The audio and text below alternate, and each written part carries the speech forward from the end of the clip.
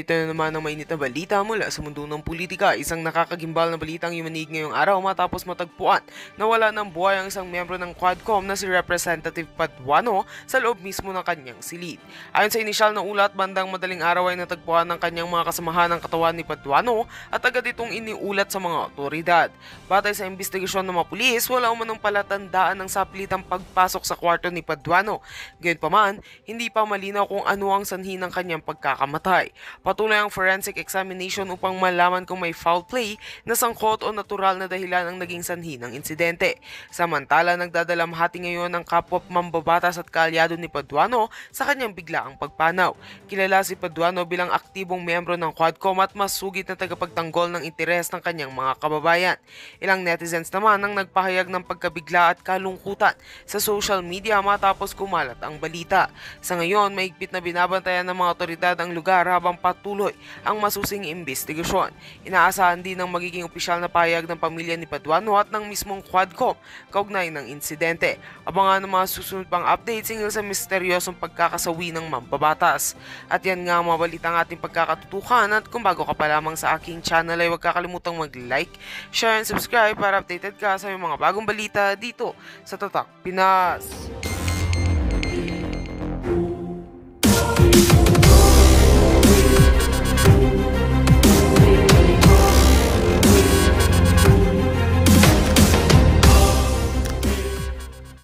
Yung mga sinabi niya na lahat ay talagang anti-Marcos Jr. No? Okay. At yung kanyang pananalita, very entertaining, so patok na patok siya sa audience. Kaya naman nalungkot ako nung bigla na lang siya nag 360-degree turn, pero naisip ko nga, siguro talagang matindi pangangailangan dahil lang sabi nga niya, ang talagang inaasahan na niya panghanap buhay online selling sa internet. No? So talaga namang naintindihan ko rin naman kung bakit ganito ngayon ang ginawa niya na nag 360-degree turn siya. Kasi talaga namang realidad sa buhay, kinakailangan mabuhay. No? Pero naawa rin ako sa kanya kasi parang nabaliwala yung kanyang mga paninindigan. Pinaglalaban. No? At pinaglalaban. Pero sinabi niya ikaw nagbayad sa dinner sa Hong Kong, o at least, di ba? Hindi naman masyado mahal yun kasi hindi naman private room yun. No? Okay. At saka, karangalan ko naman na kahit papano nagkasama-sama kami mga nagsalita doon sa Maisog. No? Ako naman kasi, meron kasi akong kapatid na nagtatrabaho sa isang hotel. So ang hotel ko halos libre. No? So sabi ko, ano ba naman yun na mag-share naman ako ng konti kasi halos wala naman akong gasto sa hotel ko. At saka actually yung aking ticket sa aeroplano libre rin kasi marami akong mileage. No? So sa akin, ano ba naman yung isang meal na yun? No? Pero talaga, ang intention ko doon is just magsama-sama kami kasi nga hindi kami nakapag-usap nung nandun mismo sa rally. No? Kasi napakadaming tao. At totoo naman, kung anong mga nagpag-usapan, marami doon hindi na naabutan ni Talakera. No? Kasi late nga sila dumating ni Vic Rodriguez kasi nga nagpipirma-pirma si Vic Rodriguez ng libro niya doon sa Hong Kong. No? So halos patapos na rin siya nang siya'y dumating. Pero isa-isahin na natin yung mga sinabi niya. No? Okay. Niya, yung sa part na muna. Oo, doon sa part, ang sabi niya ay unang-una, sinabi ko daw na meron ng larawan. No? Well, actually, yung larawan na yan, lumulutang na yan bago pa mag-Hong Kong. Kahit saan ka magpunta, the talk of the town is may video daw na nagpupulburon ang Marcos Jr. No? Well, 2022 pa lang sinabi ko na may pulburon video. 2022. Oh, nga pala, ikaw nga pala nagsabi niyan. So, lahat ng tao ay nagtataka nasaan yung pulburonic video niyan. Tapos, ang naalala kong sinabi ko is yun na nga na meron ng tao na may access sa pulburonic video. At itago natin yung pangalan ng taong yon sa pangalang Maharlika. Kasi sinasabi ni Maharlika, meron na siya, as of July 7, yung time ng Maisog, yung kanyang puting ahas, confirmed na meron ng hawak siya at ipadadala sa iyo. No? So ang sabi ko sa kanila is, ito na inaantay natin, no? Yung aking secret informant na itago natin sa pangalang Maharlika at ay meron na raw ipadadala. Pero meron pa raw ipadadala. Okay? Yes. So yun, totoo, nagkaroon ng usapan no, na kung paano talaga yung video na yan. No? At totoo naman na maraming mga suggestions kung meron gang ganyang video. No? Pero I don't think anything came out of that kasi from July 7 to yung actual showing mo, kailan ba yung actual showing sa July 22? Mula July 7 to July 22, wala naman akong narinig na balita tungkol dyan sa pulburonic na yan. No? Tapos, ang sabi ni Talakera, nag-premiere daw sa Vancouver at naroroon ka daw. Well, kami na po nagsasabi ni Maharlika, wala po si Maharlika sa Vancouver. Walang premiere doon. Nakita Wala lang pong yung picture. premiere doon. Ang sabi ni Bojakera, nag-live daw. Bakit hindi pinakita sa live kung doon na video? No, ni Talakera. Ni Talakera. Diba? Oo, sana pinakita ni Talakera yung sinasabi niyang live video kung saan nagkaroon ng premiere ang Pulveronic video sa Vancouver. Pero makikita po natin yung pagsisinungaling ni Bojakera o di naman siguro. So, Talakera. Oo. So, si Talakera sinungaling. Oo nga. Nakikita natin yung pagsisinungaling ni Talakera na sinabi niya na nandun ka daw sa Vancouver. Well, ako naman, either nagsisinungaling siya o wala talaga siyang alam. Kasi nga, dun sa Hong Kong, late na talaga siya dumating eh. At alam mo, sa totoo lang, may mga concerned na doon sa Hong Kong na pag-usapan ng mga sensitibong bagay pag narariyan si Bojakera. Talakera. Hindi, Talakera pala. Talakera pala, sorry. Oh my God. So actually, may mga kumakalabit na kung anong sensitibong pag-uusap kasi hindi naman po pwede mag-usap ng sensitibo doon, hindi pribadong room yun eh. Public yun eh, no? So, hindi ko maintindihan kung paano mag-uusap ng mga sensitibo doon at saka kami nagsasabi na nga, ingat tayo, no? Ingat tayo, no? So, I don't think anything sensitive was actually discussed doon sa public na restaurant na yon. Hindi po yan private room at hindi naman kami siguro luko-luko na magsasalita o mag-uusap lang po sa pribadong bagay. Pero anyway, ang unang-unang paninungaling ni Talakera ay tayong dalawa daw ay nasa Vancouver at doon nag-premiere. Wala pong premiere sa Vancouver. Now, Bojakera naman, kailan tayo nagkaroon ng premiere? Well, nagkaroon tayo ng premiere noong July 24 dito na nga sa California, sa Long Beach. Kasama kayo ni Attorney Glenn Chong na kung saan nandoon tayo at talagang pinakita ko ng bonggang-bongga ng buo yung video. Tapos doon, nung sa sinabi nga ni Talakera na kesyo ano daw, tawag dito, na itong video na ito ay AI at yung raw in-enhance natin. In-explain niya gano'n. At saka tila bagang pinapaniwalaan sa ni Akop na parang eksperto si Talakera pagdating sa pagsabi ko ang video ba ay authenticated or not. So tawang-tawa, alam niyo, tawang-tawa ako doon. Pangay na, ang bobo talaga ng mga Congress. Imagine mo si Talakera ang tinanong. Obviously, talagang scripted. Ito script ni Lisa Panas na paano ang credentials ni Pebbles Talakera na para paniwalaan nitong mga julol na tricom na ito na ang video ay in-enhance na in-AI daw para daw una sabi niya raw tas in-enhance natin para mas maliwanag then in may AI intervention. Naku, mother, alam mo naman yan, pero naintindihan ka baka natutuka ka ng baril or whatever, so we totally understand you. Okay, so yung video na yan, nung dumating sa akin, medyo blurred, ano siya talaga, malabo. Kaya, di ba, sa cellphone, pwede mong anuhin yung picture mo, pwede mong paliwanagin, yun lang yung ginawa ko. And after that, pina-authenticate ko yan sa dalawang bansa. Sabi ko, di ba, isa sa ibang bansa, at dito sa California. So kung di ba naman OGAG, itong itong TRICOM na ito, si Talakera ang kanila ngayong eksperto. Oo nga, wala namang credential si Talakera. I'm sorry, Talakera. Ako talaga, nung nauna kitang na-meet sa Hong Kong, aliw na aliw ako sa iyo at alam mo yan. No? At bilib na bilib ako sa iyo dahil akala ko tapang-tapang mo. Hindi ko makalaing konting pitik lang sa iyo, baliktad ka na. No? Pero anyway, talaga nagulat ako na ginawa nilang expert on audio authentication itong si Talakera on the basis kung anong nakita niya. No? Now, alam mo, ako naman, dahil ako naman ay isang abogado, bago ko rin shinare ang video na yan galing sa'yo, ay tinignan ko rin yung isang website na pwede kang pumunta ron, mag-upload ng mga video para malaman kung AI siya.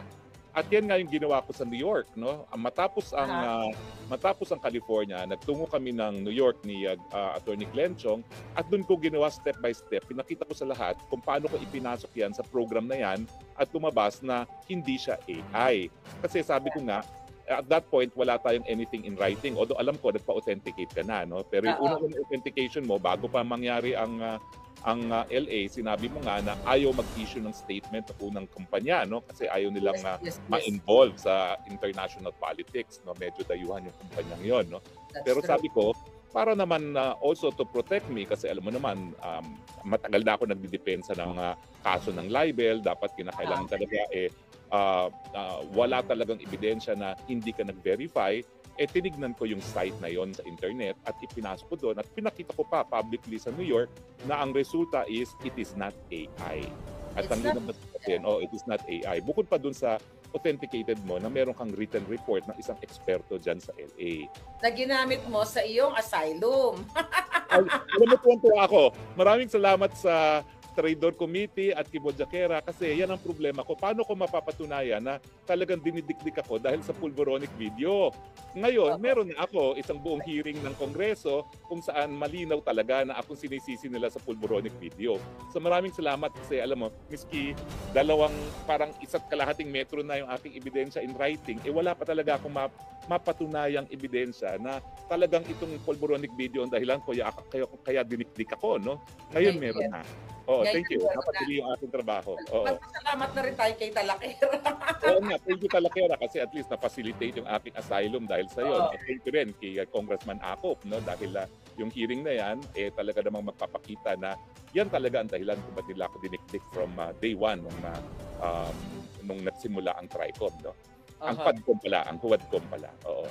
Now, Yes. anyway, ipa pang masasabi ko dyan is yung sabi daw niya sa Hong Kong, sabi ko daw sa Hong Kong, ako'y may kakayahang magpabagsak ng gobyerno.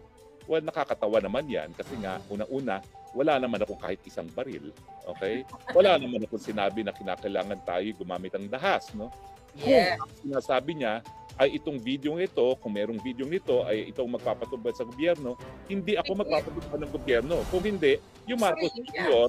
na pumayag na siya ay makunan habang siya ay humihit-hit. Yan ang magpapatumba ng gobyerno, hindi ako. Yung aktor na presidente ang siya magpapatumba ng kanyang gobyerno mismo dahil sino ba naman ang Pilipino na nasa tamang pag-iisip na tatanggapin na ang presidente ay adik. Yes. At yung konteksto na lumabas nga itong video nito ay sinabi na nga ni Presidente Duterte na meron siyang kakilala na bago pa maging presidente, pupunta ng Davao, humihit-hit kasama mga mayaman sa Davao. Tapos nandiyan din si Agent Morales na meron siyang confidential agent na nagsasabi nga na humihit-hit ang Presidente Marcos Jr. So yan naman yung konteksto. Yung paglabas ng video na yan, talaga namang binantayan at inantayan ng publiko kasi parang kulang naman, no, na kung manggagaling lang kay Presidente Duterte at manggagaling lang kay Agent Morales, no. At nang lumabas yan, na fully authenticated naman dyan sa Los Angeles, marami talagang naniwala na. Kaya wag akong sisihin. Ang sisihin yung gumamit ng cocaine. Yeah, Dahil oo nga, bakit? bakit mo sisihin ng mensahero, no? Samantalang ang gumamit ng cocaine talaga ang siya magpapabagsak ng gobyerno. Hindi Alam mo, kahit folks, ang nakikita ko dito, tayo mo kung pareho tayo ng analysis dito na gagamitin nila ito para sa inciting. Okay? Inciting to sedition. Kasi di ba nung 2 weeks ago, nung bago ako dumating sa Netherlands, actually thank you na rin kay Director Santiago dahil talagang nagsalita siya publicly na i-hunt down, sabi niya, I will hunt her down kahit saan ako daw. So ginamit ko rin yon. Sa aking mga kaso na napatunayan ko na talagang totoo yung mga assassins na gusto talaga akong gurgurin. So ganito po kapag mga tanga ang kalaban natin. Di ba? Tapos nagbibigay ng bala para sa atin, no? At ngayon, napabdalo-tuloy yung ating task na pruebahan na talagang dinidiin tayo ng gobyerno, no? So anyway, ang sinabi pa ni Pebos Talakera sa kanyang sinupaang salaysay, dahil daw sa mga pangyayari, sigurado siya na akong namuno sa pagkakalat ng pulboronic video, no? Well, unang-una, sinabi naman niya sa hearing, hindi siya naniniwala na akong gumawa ng pulboronic video. Number 1. Okay, yeah. Number 2, ang sinasabi niya, ako raw ang pasimuno sa pagkakalat. Pero alam mo naman, kapatid, no, hindi mo naman tinatanggihan na talagang ang ating inaugural showing, ang ating maiden night ay sa Los Angeles, California, no? Now, bakit hindi mo sa amin sabihin sino ba talaga ang nagbigay sa'yo? Anong konteksto? Alam ko hindi mo ma-identify kung sino yan dahil siguradong papatayin yan, no? Pero anong relasyon ng taong yon? Bakit niya nakuha yung pulboronic video? Bakit niya ibinigay sa'yo? At binigay ba niya yan sa'yo para itago o talagang para i-share sa Hindi, publiko? pare-pakita. Well, Dahil may karapatan ng tao na malaman ng katotohanan. So, ikaw mag-share kasi ikaw yung source eh. Oh. yes, well, I think nasabi ko na ito ay malapit kay Bangag. Di Kaya ba? nga, Paano naman Marcos Jr., isipin mo sino yan. Kapwa Yes. mo yan, humihit-hit siguro. Oh, anyway, go Oo, ahead.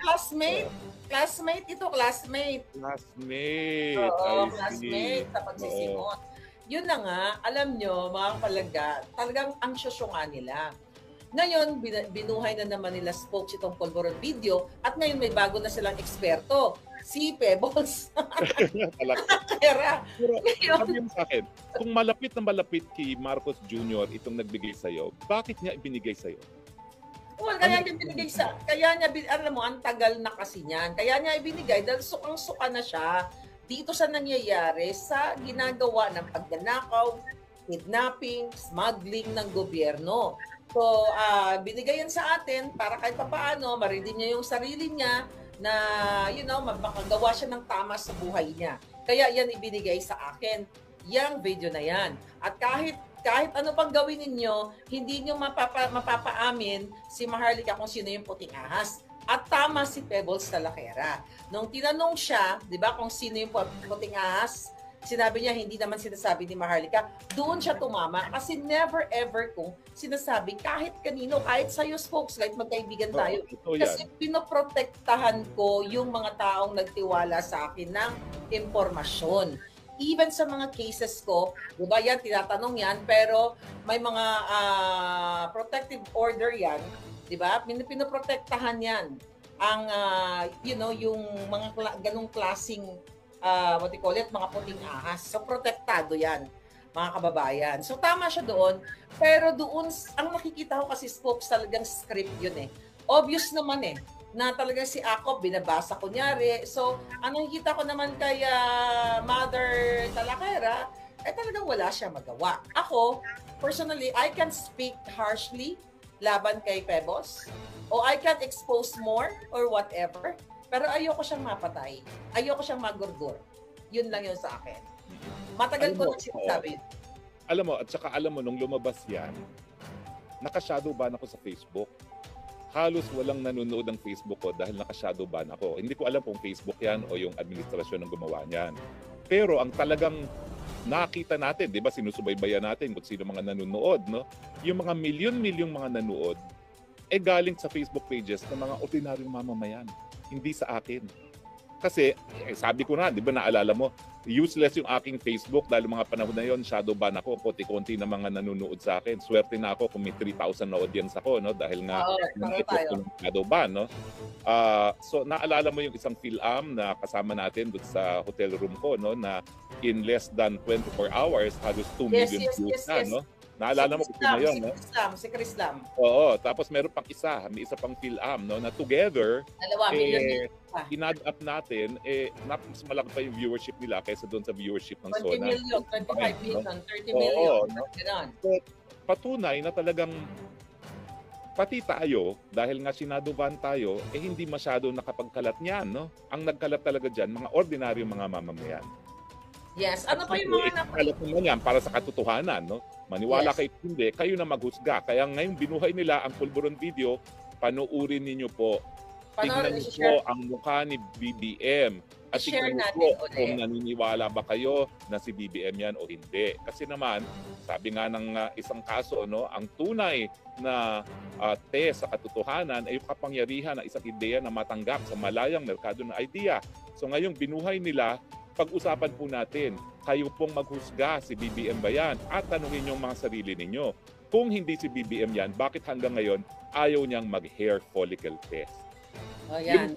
Bakit hindi sila nag-hair follicle test hanggang ngayon kung walang katotohanan yan? Ate Mos po, 1 hour ago, ABS-CBN. Usually, hindi pinipick up ng ABS-CBN ang ating kaibigan na si Pebbles. Hindi yan nagpipick up ng vlogger. Ako nga, hindi ako pinipick up ng mga yan. Pero ngayon, obviously, ang sabi dito, vlogger Pebbles Conanan claim in a sworn affidavit submitted to the House Tri Committee that Attorney Harry Roque is behind the Pulburon video, purportedly showing President Ferdinand Marcos Jr. doing drugs. Mali Ayan. yan, ha? Bakit? Anong nakasaad dun sa affidavit, ha? Fake news yan. Kasi basahin nyo kung anong nakasaad dun sa affidavit ni Sabi dito, Talakera. basahin natin Oo. ito yung kanyang affidavit. Ako si Vicente Pebbles Hunanan, nasa Pustong Gulang. Ayan. Oh. Kasi Hindi, basahin mo yung number 9. number 9, Hindi nabasa ko na ba? sinabi ni Pebbles na ako ang nasa likod. Ang sabi niya, I quote, kung kaya naman, base sa aking mga nabanggit, ako ay naniniwalang si Atty. Roque ang orihinal na pinagmulan ng Pulburon video. Ibig sabihin, ang dapat report nila, yun ay paniniwala lamang ni Pebbles. Wala siyang personal na kaalaman na akong nasa likod niyan. That's true. So fake news yung report ng ABS-CBN. Fake news. At Fake dito news kasi i-quote na lang nila yung affidavit, ang tamad-tamad pa nilang mag-quote na it is the belief of Talakera na akong behind it, which is different from sigurado ako na si Roque ang nasa likod niya.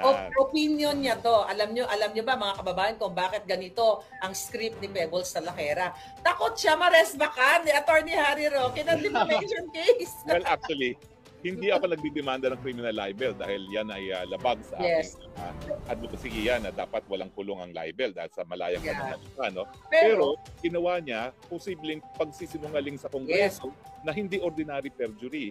Yan yung false testimony in a congressional hearing na mas mabigat ang pinapataw na parusa. Pero in fairness, hindi rin naman siya nagsabi ng sigurado ko na si Roque ang nasa likod niyan kasi ang sabi niya, paniniwala ko lang na si Roque ang nasa likod niyan. Opinion lang niya, no? So parang wala rin siyang kaso pagdating doon, no? Wala rin. Wala, nakakainis. Yung mga media ngayon sinasabi, sabi ni Fake ni Talakera, I'm behind it, na parang may personal na knowledge si Talakera. Sabihin nyo naman media na according to Talakera, she believes, or in her opinion, that Roque is behind the Pulburonic video. Na matagal ko nang sinasabi dahilan kung bakit ako dididikdik na administrasyon nito. So thank you very much. Dahil ngayon gagamitin ko ito dito sa Amsterdam. Alam mo sinasabi nila rito kasi nga ang dami rito mga asylum seekers na wala raw akong pag-asang ma-admit dahil nagkaroon na ng right-wing government. Dahil dito sa hearing nito parang 100% mabibigyan na ako ng asylum. Di ba? That's true. So, nagpakita pa ng mga pictures. So, talagang alam ko dinikdik lang siya. Alam niyo mga kababayan, paano ba spokes ang isang tao para paniwalaan ng huwes, ng husgado o ng taong bayan? Number 1, may credibility ka dapat. Dapat na panipaniwala siya. So number one, nakakaawa talaga si Mother. Kaluoy man, Diyos ko po. Yung kasinungalingan na ako ay nasa Vancouver. Number 2, yung kasinungalingan, syempre doon sa gumastos sa kanya sa Hong Kong. So try ko, bakit hindi ako imbitahan Pangatlo, yung mga statements niya na base lang sa kanyang mga opinion na wala naman siyang ebidensya. Kasi pag ikay nagsalita tungkol sa iyong opinion na wala ka namang ebidensya, ang tawag dyan, hearsay. So walang pang-apat, ginawa nga siyang eksperto. Siya ay forensic expert sa pamamagitan. At pang-lima, kaduda-duda talaga pagkatao niya dahil sa pagiging napakatinding kritiko ni Marcos, ngayon halikwet siya kay Marcos, di ba? Bakit? Magkano yan? Anong dahilan? Bakit? Sabihin mo, bakit? Alam mo, pag-usapan natin yung pagbabaliktad ni Talakera, ha? Okay. Kasi may mga nabasa akong mga may nabasa akong mga posting niya na kaya siya nagbaliktad, parang hindi niya maintindihan kung bakit matapos maisa publiko ang Pulburonic video, wala pang nangyayari. Naalala mo yung mga posts niya? Siya yung isa sa pinaka-atat. At naalala ko noon, bagamat hindi ako sumasagot sa kanya, no, iniisip ko, lahat ng bagay may takdang panahon. Hindi pa takdang panahon eh. Di ba? EDSA 1 at EDSA 2 naman nangyari dahil nagkaroon ng takdang panahon na pareho rin naman ang sinasabi ni Tatay Digong. No? Ang lahat ng bagay may takdang panahon at yan din lang sinabi niya nung siya'y nakulong na nga. No? Ang lahat ng bagay may panahon sa lahat. So parang atat na atat siya na bakit hindi pa nawawala si Marcos sa mga panahon na yun. Pero talagang Tandaan natin na siya yung una talagang nag-organize doon sa EDSA Friday Group. Kaya nga, malungkot no? Oo. Tinalo na lang nila Maui yung EDSA Friday Group. At Oo. yung mga panahon na yon, matinding paghanga ko sa kanya kasi biskit Ako din. sila sa EDSA ay naroroon siya. So nagpapakita talaga na naroroon siya dahil meron siyang prinsipyo. Pero ano nga nangyari? Pero ako talaga, kasi alam ko yon bago siya bumaliktad. Nag-usap kami, but hindi ko na i-discuss dito. Pero naaawa talaga ako. Eto mga kababayan, magsabi ni VJ Josh, mag-hair follicle na kasi si Bangag. Totoo. Ako, hindi lang siya isa. Dalawa, tatlo, may kasama siya, okay, na bumaliktad talaga. Naintindihan ko sila kasi kailangan nilang mabuhay. Naintindihan ko sila kasi ayoko sila mapatay. Okay? Dahil alam naman natin yung ginagawa ngayon sa mga vloggers katulad ngayon, kung hindi bumaliktad si Talakera, kasama siya dyan sa na-contempt. Correct. Correct. Unang-una, kasi maanghang talaga mga sinasabi niya. Yes. Bangag-bangag, ngiwi-ngiwi. Tapos after all, magtataka ka talaga. Ngayon, I am forced to say something about it. May narinig ba kayo na nagsalita ako about Pebbles nung siya ay bumaliktad? Tumahimik ako kasi meron ako isang salita sa kaibigan. May palabra de honor ako. Pero dahil ako'y napangalanan sa TRICOM, kailangan ko naman ipagtanggol yung sarili ko. So yun mga kababayan. Yun yung spokes. Hindi ko rin naman naikwento sa'yo dahil hindi naman ako daldalera na ipagkanulo ko ang aking kaibigan. So nag-usap kami na mother na kakasuhan siya ng gobyerno ni Bangag. You know? Kaya siya ay kinausap na bumaliktad na lang. Yan ang totoo. Okay? Alam nila yan. Alam nyo yan, Madam Ellie. Huwag na tayo maglokohan. Okay? So, pero meron ding meron ding aspeto sa mga posting niya na parang nainis siya na parang walang nangyayari. Parang sense of frustration ba at helplessness na lahat naman tayo nakakaramdam. Pero siguro iba-iba lang talaga yung degree ng ating paninindigan dahil tayo naniniwala pa rin na ang kabutihan ay mananaig sa kasamaan, no, eventually, no, that history will protect, will show kung sino talaga nasa tamang parte ng kasaysayan, no. So yun yung pagkakaiba natin siguro. And you know, kung meron akong maanghang na sabi ngayon kita Lakera, sorry Pebos, but talagang I share the view of Maharlika na hindi naman kami nagagalit sa'yo. If ever, medyo naaawa lang. No? Naawa lang ako. Naintindihan namin talaga kasi kami naman, hindi nasa lugar mo na relying lang sa online selling. No? Meron naman kami kahit paano naging hanap buhay. Lalong na ako, 58 years old na ako. No? So kahit paano, meron naman akong retirement. Oo. At actually, ngayon, I'm really on retirement. Kaya nga ako nag-a-asylum. No? Kaya na mag-retire. So naintindihan din namin yan. Kaya lang, sana, kung ikaw ay okay na dyan at lahat ng gusto mo ay nabibigay naman, sana wag ka na lang manira ng iba. Wag na lang magsinungaling kasi at focus on issues. Kung mali ang ginagawa namin. Mother, gano'n na lang. Kasi syempre, pag kinanti mo naman, Mother, yung mga taong nananahimik at gagawa ng istorya, tandaan nyo din na may mga bala ang lahat. Alam nyo yun? So ako naman, actually, ayoko talaga makialam sa mga away sa totoo lang ng mga vloggers eh. Kahit nga ako inaaway din, kasi focus ako sa mga bangag. Focus ako kay Lisa Tanas. But since na pangalanan tayo, spokes tayo na naman ang bida. Isang ngiwi-ngiwi ka dyan. Bangag-bangag. Mabuti na lang binuhay ang usaping pulburon. So, taong bayan, tignan nyo po yung video muli at maghusga kayo muli. Sa mga pangyayari ngayon na pinadala sa Netherlands ang ating Pangulo, in-impeach ang Inday Sara, tanungin nyo, kapanipaniwala ba o hindi yung pulboronic video na yan? Kayo pong maghuhusga dyan. Hindi NBI, hindi hukuman, at maraming salamat na nagkaroon tayo ng for the first time public discussion on the pulboron video sa Kongreso pa. Kasi alam mo ba, nabalita ko na naman na tinanggal na ako as columnist ng Star, no? Pero kauna-unahang sinensor ako ng Star, yung column ko tungkol dito sa pulboronic video. Sinensor nila ako kauna-unahang pagkakataon. Yung mga panahon na yon, July, iniisip ko na nga mag-video voluntarily sa Star kasi hindi ko mamaatin na magsusulat ako sa isang dyaryo na nagsesensor. Pero inisip ko, dahil malaki naman ng reach ng Star at mas malaki nang nagbabasa sa kanya kaysa sa Inquirer, patuloy pa rin ako, no? Pero I guess yung huli kong artikulo, hindi na nila nagustuhan, no? Yung God knows who does not pay, the betrayal of Rodrigo Roa Duterte, no?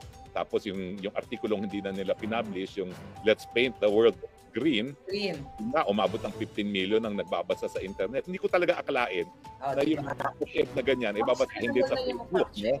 Di ba? Kailangan ng fact-checkers. Oo nga eh. Now, alam mo, nagtataka ako, no? Kasi yung isang fact-checker, ginamit niya yung exact same program na ginamit ko. So bakit iba ang resulta niya? Iba yung resulta ko, no? So, pero pinakita ko yan in a live audience, no, na naka-broadcast talaga na yun ang finding nung internet site na yon, no? At tinatanong ko uli, actually nagbigay sa akin ng site niyan si Baby Girl Sasasot na pasok para malaman Baby Girl, mag-join ka na dito. Oo nga mag-join ka nga dito.